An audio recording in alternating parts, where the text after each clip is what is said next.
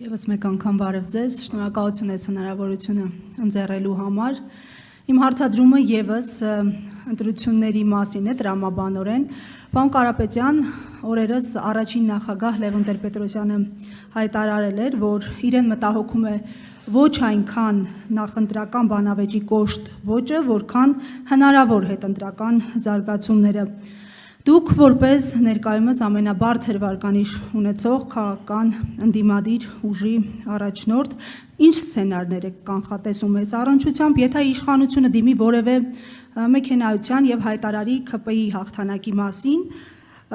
դիտարկում եք արդյոք հետընտրական բողոքի ակցիաների կազմակերպման հնարավորությունը, որպեսզի այդ կերպ փոխեք քաղաքական վիճակը, իրավիճակը եւ ենթահարց դարձյալ մանդատների հետ կապված, եթե որևէ պարագայում ՔՊ-ն վերարտադրվի, որևէ ձևաչափով պահպանի իշխանությունը, ի վերջո,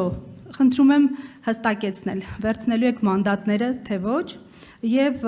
որ դեպքում հնարավորություն կհամարեք չվերցնել կամ վերցնելը եւ չվերցնելու դեպքում քաղաքական ճգնաժամի ստեղծման հնարավորությունը։ Դուք մոտավորապես նույն հարցը տվեցիք, Լևոն Տեր-Պետրոսյանի մասով կարող եմ ասել, ինքը փորձառու քաղաքական գործիչ է, դրա համար ունի իր ճանաչելով Փաշինյանին, ունի իր անհանգստությունները, բայց մենք գնալու ենք մեր օրակարգով, մեզ պետք չէ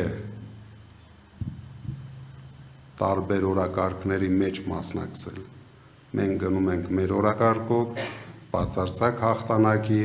եւ մենք վստահ ենք, որ այդ օրը գալու է, մենք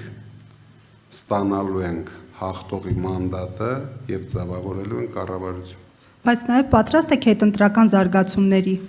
քաղաքական ակցիաների կազմակերպման հնարավորություն տեսնում եք, թե ոչ։ Դե գիտեք,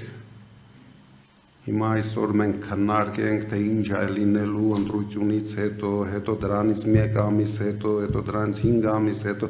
եկեք մենք սևեռվում ենք ընտրության, նախապատրաստվում ենք եւ գնում ենք ընտրությունների։ Մենք հիմա դրա մասին պետք է մտածենք։ Հաստատ դուք իմացեք,